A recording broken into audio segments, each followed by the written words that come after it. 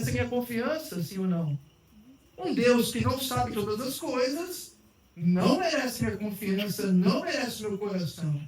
É por isso que você não confia em Cristo, porque você não crê que Ele é suficiente. Então esse ciclo de crenças vão te consumindo. Um Cristo que não conhece o futuro não merece minha confiança. Aí você se torna o seu próprio Deus. Veja, uma crença equivocada sobre Cristo te leva a viver uma fé falsa, onde você se torna agora o seu Cristo, onde agora você confia em você mesmo. E hoje também nós veremos quem eu e você somos. É muito importante que nós saibamos quem nós somos. Amém? Veja, se no meu e no seu coração Cristo não é onipresente, então eu preciso colocar alguém na minha vida. Se Cristo nos nossos corações não é onipresente, não está conosco todos os dias que Ele disse que estaria, todos os dias. Mas se no meu coração eu não creio que Ele está, eu vou ter que colocar na minha vida alguém que esteja. E esse alguém que eu vou colocar é alguém pecador, assim como eu, falho. Logo, eu vou depositar minha confiança nesse alguém, e esse alguém vai quebrar minha confiança, vai machucar, e vou culpar quem? Deus. Veja, uma crença equivocada sobre quem Cristo é te leva a viver uma fé falsa. Se Ele não é onipresente, então alguém precisa estar aqui comigo, porque Ele não é. Se Cristo não está aqui, se o amor dele não está em mim, eu preciso ser amado por alguém. Se eu não entendo no meu coração e não creio que Ele é, que Ele está aqui, alguém precisa estar. E esse alguém ou vai ser eu, ou as minhas coisas que eu posso adquirir, ou vai ser alguém que eu vou colocar na minha vida, para esse alguém me amar.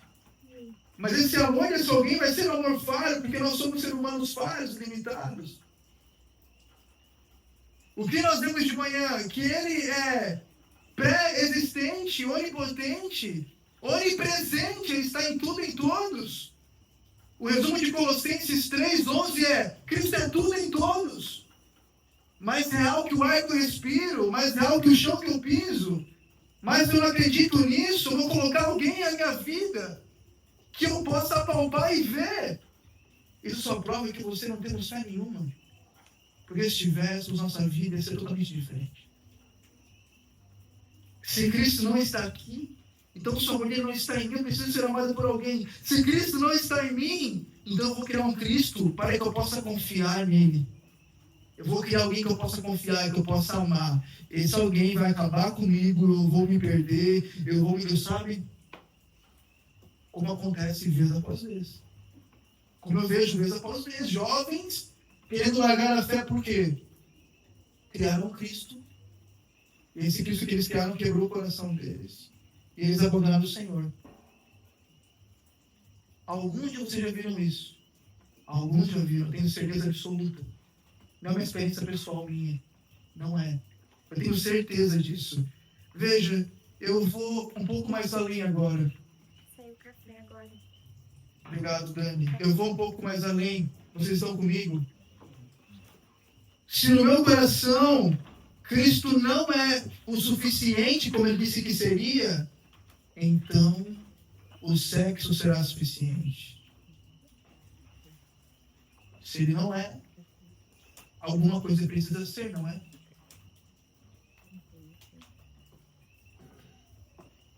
Vocês estão felizes ainda? Amém. Aleluia.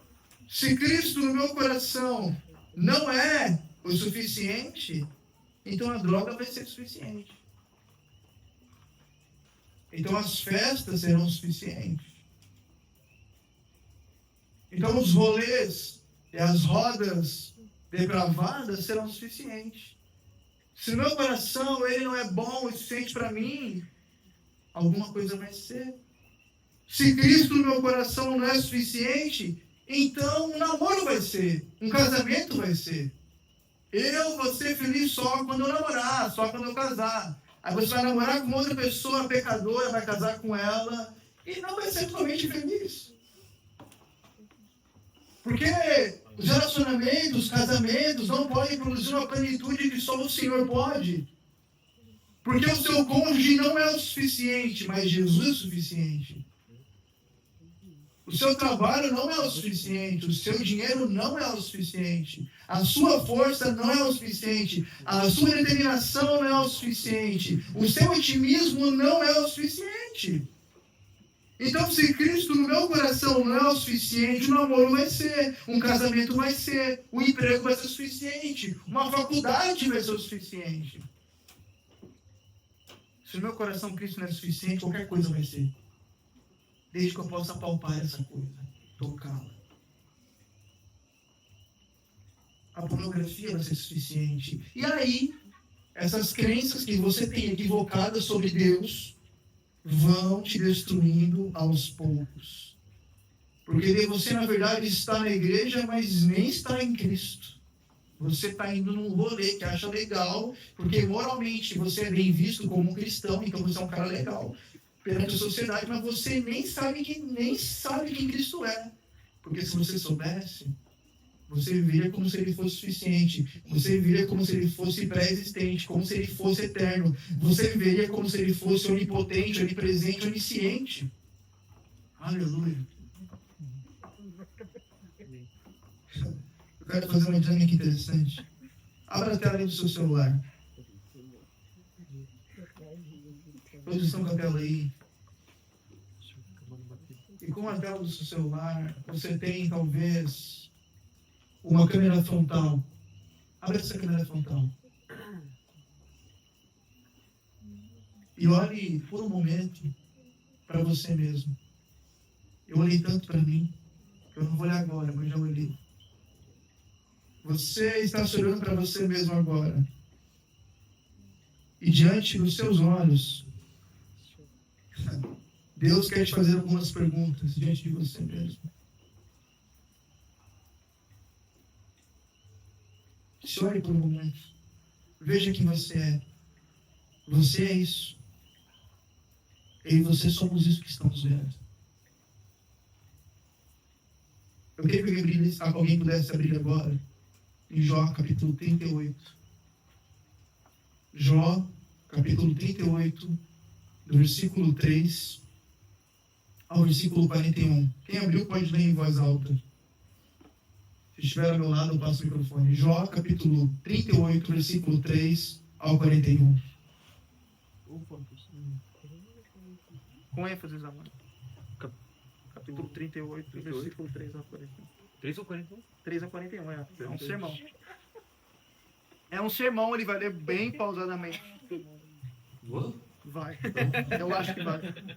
Prepare-se como um guerreiro, pois lhe farei algumas perguntas e você me responderá. Prepara aí. Onde você estava quando eu lancei os alicerces do mundo? Diga-me, já que sabes tanto. Quem definiu suas dimensões e estendeu a linha de medir? Vamos, você deve saber. O que sustenta seus alicerces? E quem lançou sua pedra angular?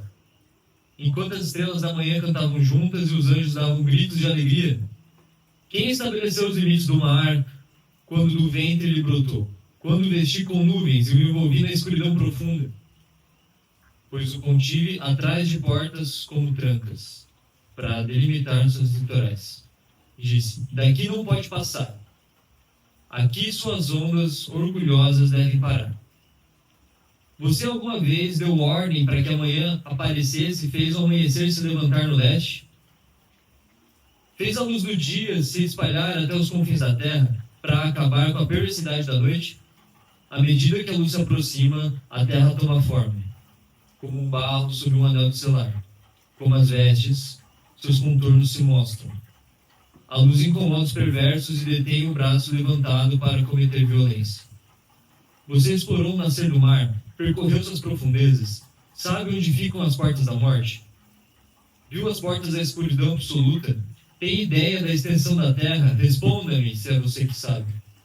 De onde vem a luz para que onde vai a escuridão?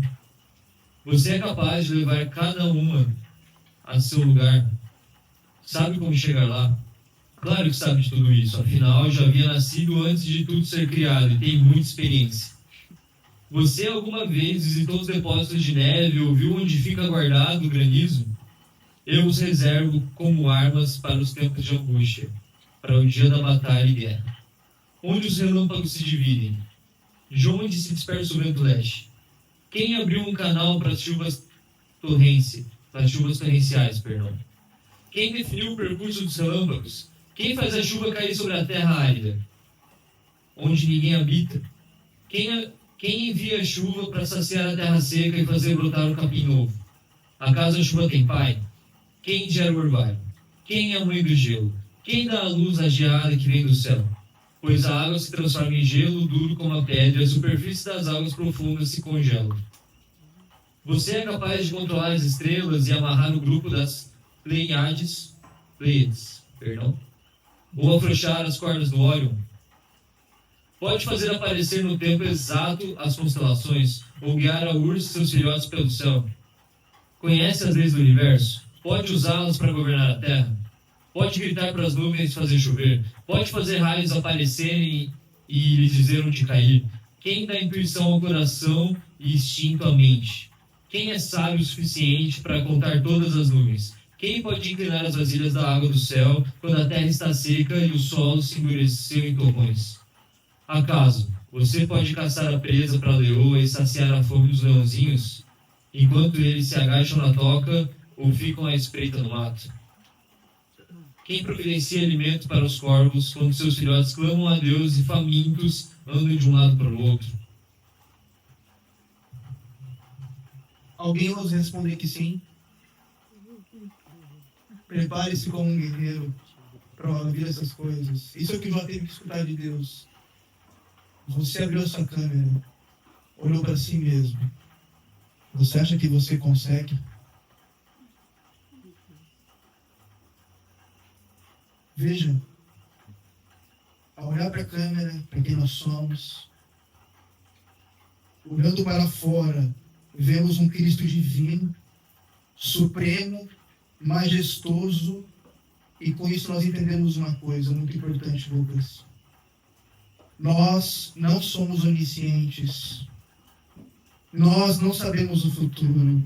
Nós não somos onipotentes. Não somos fortes. Nós não somos onipresentes. Somos limitados, fracos e não conseguimos sozinhos.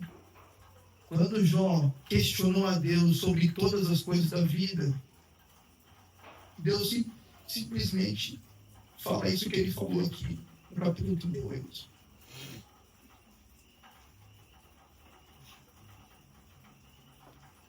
Aí eu volto um pouco no ciclo de crenças. Seus pensamentos equivocados sobre Deus te levam a uma prática de vida equivocada, onde nessa prática de vida você confia em você mesmo. Agora Deus destruiu o seu castelinho ilusório. Você conhece os limites da terra. Você conhece as profundezas do oceano. Você sabe quanto tempo dura uma gestação?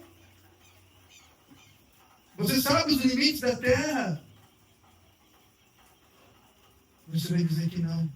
Mas por que você vive como se você fosse dono da sua verdade pessoal? Por que você vivemos como se tivéssemos o controle do mundo em nossas mãos? Não, esse é o mundo ideal. Aqui é o governo. Aqui são os meus limites. Veja, não somos oniscientes, não somos onipotentes, não somos pré-existentes, mas agimos como se fôssemos. Porque vivemos questionando a Deus. E talvez a mesma resposta de Deus para Jó fosse para nós também. Escute isso como um bom guerreiro.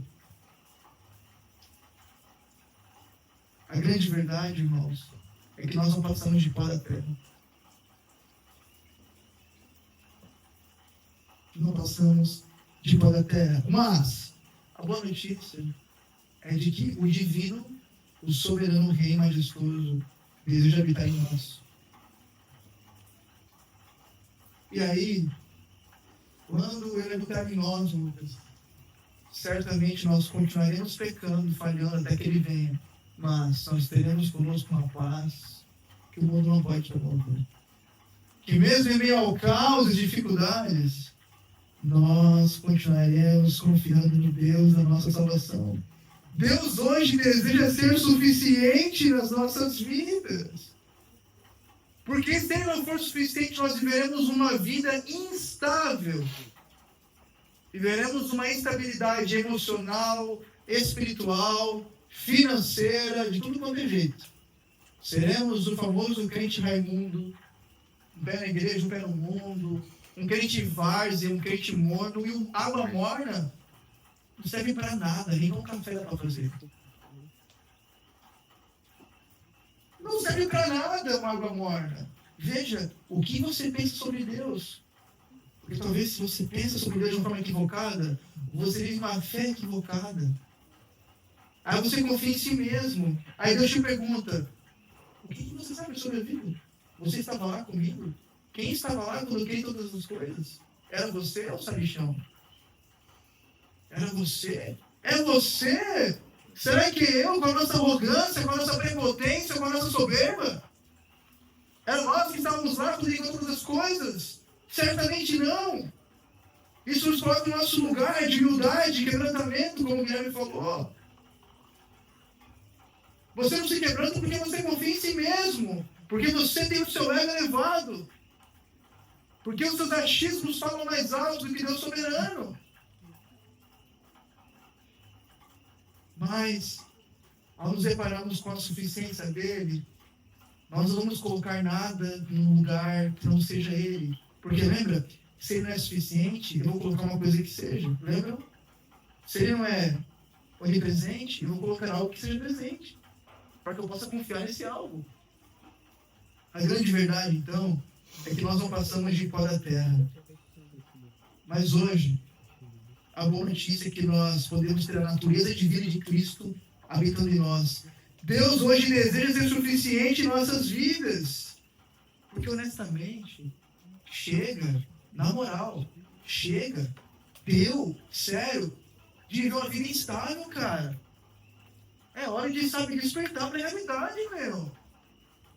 Nosso discipulado é basicamente tentando não pecar numa coisa ali, uma instabilidade, quando na verdade deveria ser um ir de pregar o evangelho a toda criatura e falar do Cristo que vive. Mas se você não vê que Cristo vive, então você não vai falar sobre Cristo, porque ele não vive na realidade. Enquanto Cristo for apenas uma ideia, aquilo que Platão também fala, enquanto na sua cabeça um elefante for muito grande, mas a formiga que você vê, ela vai ser maior do que aquilo que você pode imaginar. Então, enquanto Cristo for apenas uma ideia na sua mente, não uma realidade de vida, Cristo não existe. Porque o Evangelho não é uma ideia legal, não é uma teoria bacana. O Evangelho é uma pessoa mais real do que o ar que eu respiro. E chegou a hora de acordar para essa realidade, meu. Para de ser um várzea. Na moral. Sério. Sério. Cristo deseja habitar em nós. Você não está cansado de caminhar sem rumo, sem direção? Você olha para dentro do seu celular e câmera frontal. Existe esperança em você? Então salve de ti mesmo. Faça sua vida funcionar. Daqui 50 anos me encontre e fale, Michel, se pudesse, eu teria feito diferente. Eu vou te dizer, lembra do retiro? Você é presciente, você é onipresente, né? Você estava lá com Deus cantando as coisas, né? De verdade, irmão. Não há espaço para arrogância, prepotência no Evangelho. Não há espaço para o meu eu no Evangelho. O Evangelho agora é apenas um, Cristo Jesus, aquele que é para sempre, pelos séculos dos séculos. Vai lá, cria um Deus, um namoro, uma faculdade. Cria um Deus, um casamento. E coloque a sua vida nisso. E você se frustrará amargamente. E daqui talvez 50 anos, se eu estiver vivo, você vai me encontrar e a gente vai trocar uma ideia e tomar um café. Aí você vai dizer, cara, é verdade. Eu olhei para mim mesmo e eu não sou o que eu achava que era. Porque o jovem tem essa questão de saber de tudo, né? Eu me incluo nisso. Eu sou pó da terra, assim como você. Eu sou pecador como você. Mas uma coisa que eu entendi nessa semana de retiro é que eu sou pó. E ele é soberano. Portanto, o meu coração deve estar nele. Se o evangelho é apenas uma teoria, não uma prática de vida, então o evangelho não é real para você. Não é. Cristo deseja, então, habitar em nós e quebrar os nossos sofismas. Não apenas quebrar os nossos sofismas, mas queimar os outros amores. porque ele deseja nos ter para ele. E eu estou falando essas coisas. A missão do profeta é só falar aquilo que está na palavra, né? Ele fala, limpa suas vestes e vai. É verdade. O profeta fazia isso, mas ele chegava e dizia ao povo de Israel, é o seguinte, é isso, aquilo, outro, e tchau. Agora, se você ver isso aqui, eu não sei. Eu estou pregando o evangelho, amém ou não amém? Estão comigo? Aleluia. Agora, se vai ser uma real na tua vida, só os dias vão dizer assim ou não, né? Só os dias vão dizer. Veja, vem comigo. É engraçado a história de Agostinho de Hipona. A história desse cara é muito engraçada, Agostinho, porque ele era um cara muito devasso. Agostinho de Hipona é um dos pais da fé, que constituiu alguns credos e confissões muito importantes para a história da igreja. Ele é um cara incrível. Eu queria poder conhecê-lo. Cara crânio, né? Bravo. Então, Agostinho tem uma história muito incrível. A história de vida, a história que ele enfrentou é muito engraçada. Ele era um homem, como eu falei, devasso, um homem moral, um homem, sabe, dado à prostituição, essa questão toda, muitas mulheres, mulherengo. Agostinho era esse cara, entendeu? Do rolê, sabe, noturno. Sérgio. Misericórdia. Se a gente morre, mas se você arrepender, se tornar um cara parecido com ele, amém. Não, hoje me arrependo. Aê!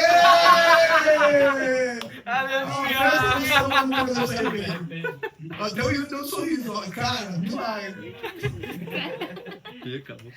Agostinho, brincadeira, eu te amo. Agostinho é um cara, sabe, moral mesmo, do rolê.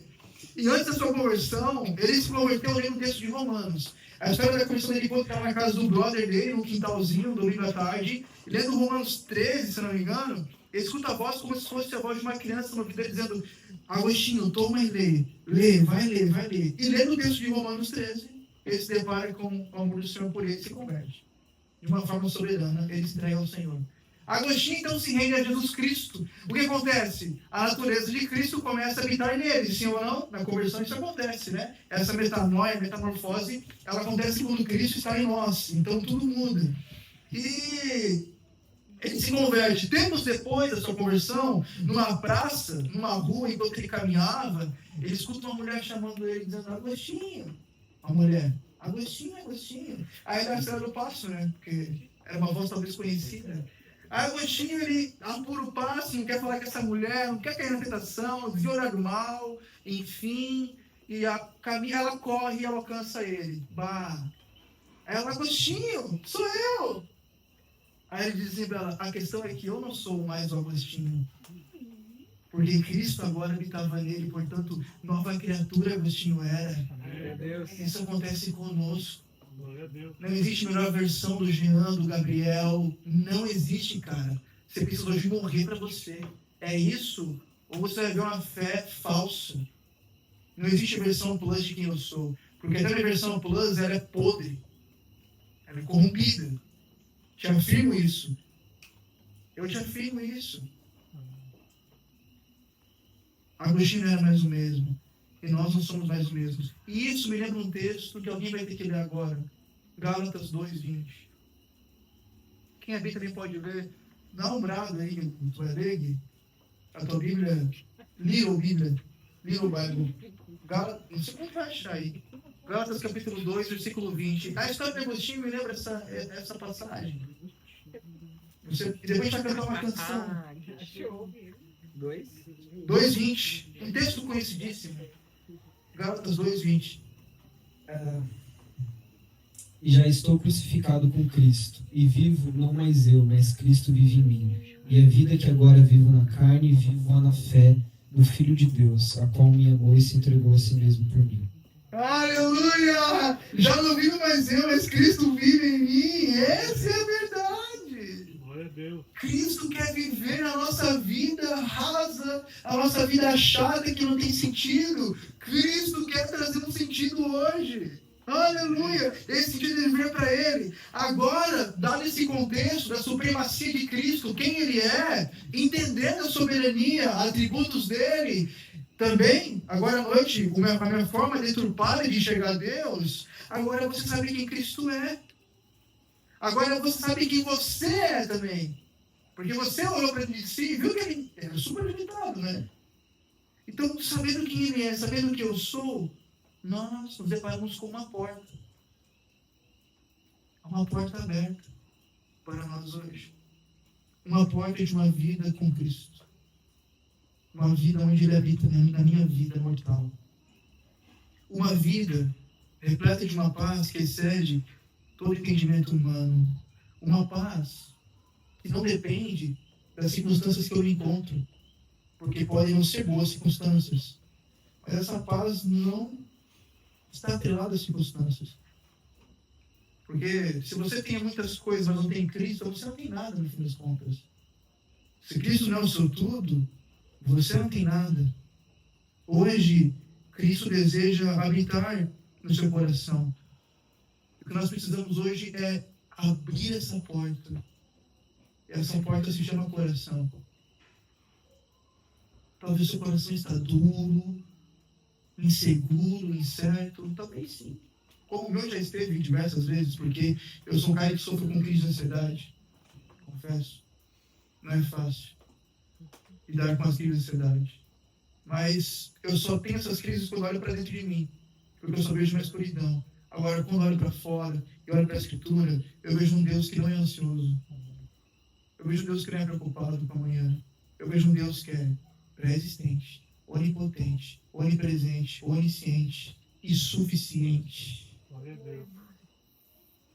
Agora, se você não enxerga esses atributos de Deus, você vai ser suficiente, você vai ser onipotente, onipresente, pré-existente, e você vai ser suficiente. Vai dar boa?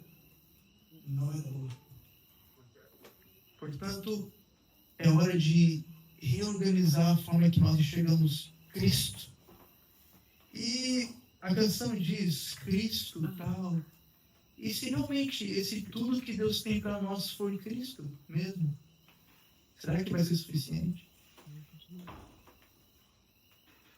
Se eu tiver que escolher entre Cristo ou alguma outra coisa, será que vai ser suficiente? E se por algum momento na vida eu for colocado numa encurralada onde eu preciso escolher entre algo ou ver uma vida com Cristo, será que vai ser suficiente? Será que Cristo vai ser suficiente? E se o tudo então, que Deus tem para nós for como a canção diz, Cristo é tudo que Deus pode nos dar. Por isso que quando tocaram essa música eu estava maluco ali, porque é a verdade. É tudo que Deus pode me dar. Então, o que eu tenho para fazer? E se o tudo de Deus para nós for Cristo, será que seria o suficiente? Ou você precisa de Cristo e um pouquinho mais para ser suficiente, para ser pleno e feliz? Eu preciso de Cristo, Michel, claro, mas também eu preciso de umas coisinhas a mais, porque senão não vai dar boa. Sim, eu quero que você reflita mesmo. Sim. Se isso tem me transformado, você apenas veio num passeio da praia, se sujou, correu, dormiu pouco, comeu bem, isso foi isso. Se isso não te transformar, se a palavra não gerar uma transformação em você, cara, foi só um rolê, várzea, só gastou dinheiro. É isso. Isso é tudo de Deus para nós, por Cristo. Será que seria o suficiente, então? Ou nós precisamos de Cristo um pouquinho mais? Pelo que os nossos olhos brilham, Cristo ainda fascina o seu coração? O que faz os seus olhos brilhar, cara? O que te fascina? O que te deixa feliz? Cabe uma análise aqui. Para mim também cabe uma análise aqui. Porque no fim das contas, Paulo disse em Colossenses, na carta mais cristocêntrica do Novo Testamento, no capítulo 11, capítulo 10, versículo 11, que Cristo é tudo e vive em todos. Então, eu entendo que Cristo é tudo que Deus pode me dar. Agora, se para você Cristo não for o suficiente, então você vai ser. Viva a sua vida sem Cristo, seja o suficiente para você, faça a sua vida acontecer. Daqui a uns anos a gente se encontra. Eu não quero que isso aconteça. Portanto, hoje há uma porta aberta. A porta do seu coração. Para que Cristo entre, habite em você. E a vida dele se manifeste em você, como 2 Pedro fala. Ele morreu crucificado para que a vida dele se manifestasse na minha vida. Para que pelas pisaduras dele e feridas dele eu fosse sarado. Cabe uma reflexão aqui, né? ciclo de crenças, a forma que eu enxergo Cristo, é a forma que eu vivo a fé. A gente pode cantar? E enquanto cantamos, também refletimos, porque isso tem que promover uma mudança de coração hoje, cara. Hoje vai acontecer um transplante em você. Deus vai arrancar, como que falou, seu coração de pedra, vai colocar um coração de carne, um coração que chora, um coração que se humilha, porque eu sou pó. E ao pó eu voltarei.